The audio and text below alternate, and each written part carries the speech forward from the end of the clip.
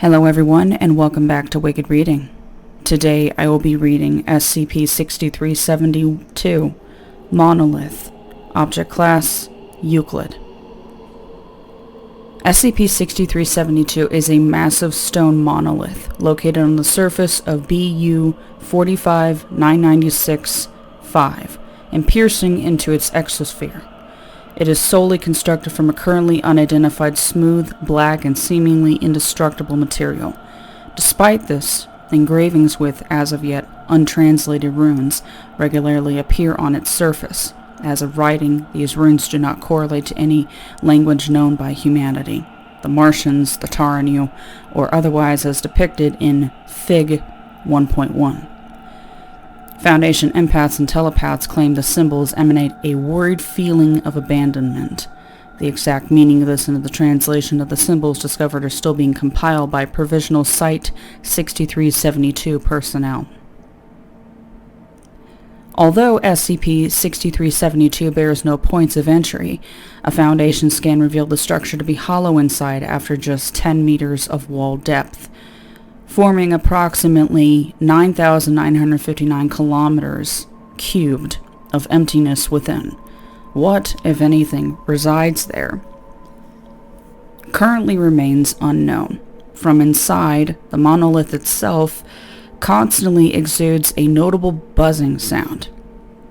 Whether this is caused by some unidentified property of the stone it was built with or is made by additional anomalous phenomena within the structure itself remains under investigation. A clarification for my colleagues.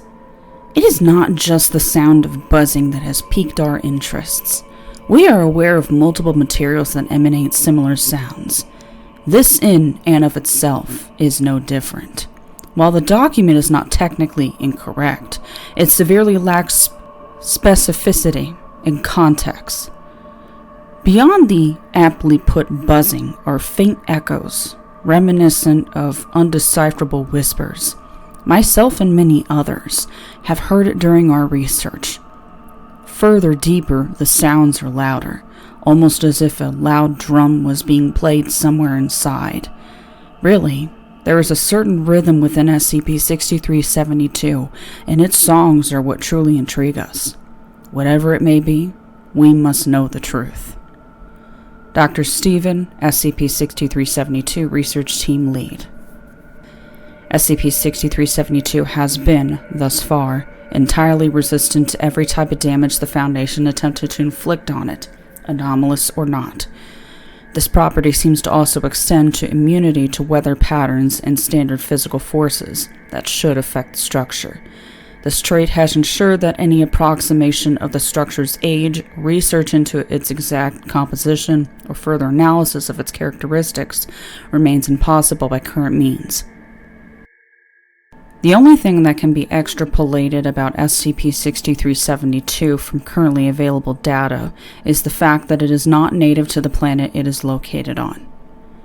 Addendum 6372-1 SCP-6372 Entry Attempts.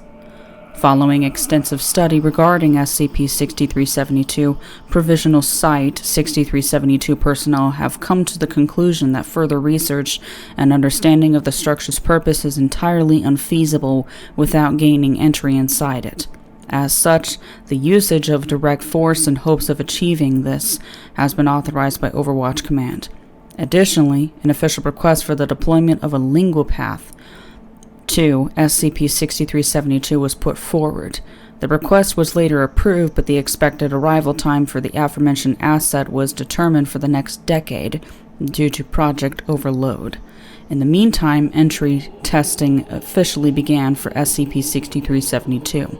Attached below is the log of Foundation attempts to breach the structure via the utilization of technology shipped to Provisional Site 6372 by supply spaceships. Read in order of test number, technique utilized, and results. 1. Standard diamond drill. No effect. Item broke upon prolonged contact with SCP-6372's surface. 3. Nuclear-powered deep space mining satellite, MDMS. operating from BU 45996-5's orbit. The device operated non-stop for a week until its power supply had run out, which the part of SCP-6372 was targeted at did not break. Its surface temperature has increased by 0.0002 degrees Celsius. 10. Standard Deep Space Mining Explosive, SDME. Upon exploding, the acid ionized the entirety of BU 45996-5's atmosphere around the part of SCP-6372 was focused on. The structure itself yielded no damage. 12. Thaumaturgy. Numerous thaumaturgic rituals ranging from alchemical mass exchange through focused rays of energy to attempted ripping of the material from the inside out were attempted by shipped thaumaturgy department personnel.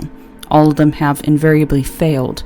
Research staff have concluded that the material SCP-6372 is composed of is a perfect thaumaturgic isolator. 14. Nuclear bombardment. A nuclear missile was detonated at the bottom of SCP-6372. Following the dissolvement of the mushroom cloud that was formed during the explosion, research staff determined the blast peeled away 1 micrometer of SCP-6372's shell in the radius of the blast.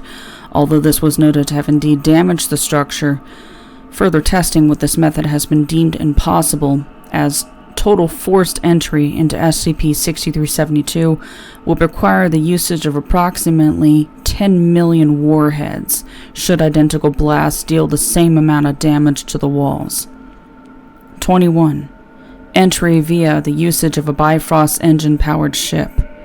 Following the activation of the engine, SCP-6372 still persisted within the zero-reality space still present, not allowing for the ship to bypass it. The exact meaning of this remains unclear. 26. Localized total reality breakdown as initially utilized by long distortion drives. Pieces of technology previously used within the LDD were targeted at the part of local reality that was the walls of SCP-6372, removing the concept of baseline laws of physics from it to allow destruction attempts. Despite this, SCP-6372 remained indifferent, suggesting it adheres to different laws of physics than the ones present in baseline reality. Following the failure of all of the above methods, the request for utilizing anomalies in the process of attempted entry into SCP-6372 has now been officially approved. 35. SCP-3794. SCP-6372 was struck once using SCP-3794. However, it remained unaffected by the weapon's anomalous effect, suggesting it is entirely non-biological in composition. 50. SCP-297. Although SCP-6372's surface temperature increased significantly as a result of the application of SCP-297 at its highest setting, no other structural changes were observed. SCP-297 eventually broke after 3 hours of continuous use and has been since reclassified as neutralized. 61. SCP-063. SCP-063 was applied to the base of SCP-6372, removing all dust and foreign particles present on its surface. No damage to SCP-6372 was observed. Further testing with SCP-063 has been put on hold indefinitely due to concerns over the possibility of its unintentional neutralization. 68. SCP-6161. Addendum 6372-2 Provisional Site 6372 Exploration. Shortly after the commencement of the most recent test entry, all contact with Provisional Site 6372 was abruptly lost. For this reason, the results of the aforementioned test remain unknown. A fleet of recovery ships was promptly sent to investigate and ascertain the status of Provisional Site 6372. Upon arrival, the Foundation came to find the provisional site having been destroyed entirely. Its structure had seemingly melted, and all on-site personnel were reduced to skeletons. Their suits and apparatus were likewise rendered unusable. Following further examination, SCP-6372 was verified to have been breached. A small several centimeter opening was found at the northernmost face, roughly 1.25 meters above ground level. A single broken knife handle was found nearby, with additional skeletons surrounding it and the opening. Personnel peering into the structure from the opening reported it being empty, and that it appeared to be composed entirely out of cake from the inside. On the southern and opposite side of SCP-6372, another larger breach was also discovered. Cake material scattered several kilometers away from the opening indicates that a sudden large explosion was the cause of the breach. SCP-6372 was also noted to have been silent for the first time since its discovery. Despite the apparent loss of all data stored at Provisional Site 6372, the unsealing of its exclusionary deep well archives revealed a record of all data transferred into and out of the site. Among standard project files previously submitted to the Inter-Foundation SCIP-net databases, a single edit request was found that had not received authorization. The edit request in question was submitted by the account of Samantha Baker, containing a singular sentence with a message titled SCP-6372 Translation. Its exact meaning and importance to SCP-6372 and the site's fate, if applicable, remains unknown. It is attached below. This is not a place of honor. Footnotes. 1. Precisely 10 kilometers by 10 kilometers by 100 kilometers in size. 2. A rogue terrestrial planet located approximately 25 light-years away from the solar system, roughly the size of Earth, with an entirely uninhabitable atmosphere. No signs of any life present. 3. For example, despite its extreme height, SCP-6372 does not seem to be affected by standard gravitational forces that should normally force the object down due to its lack of propeller stabilizers. 4. Individual born with the anomalous capability to understand every language written as their native one. Extremely rare, approximately born 1/1000th of the time. 5.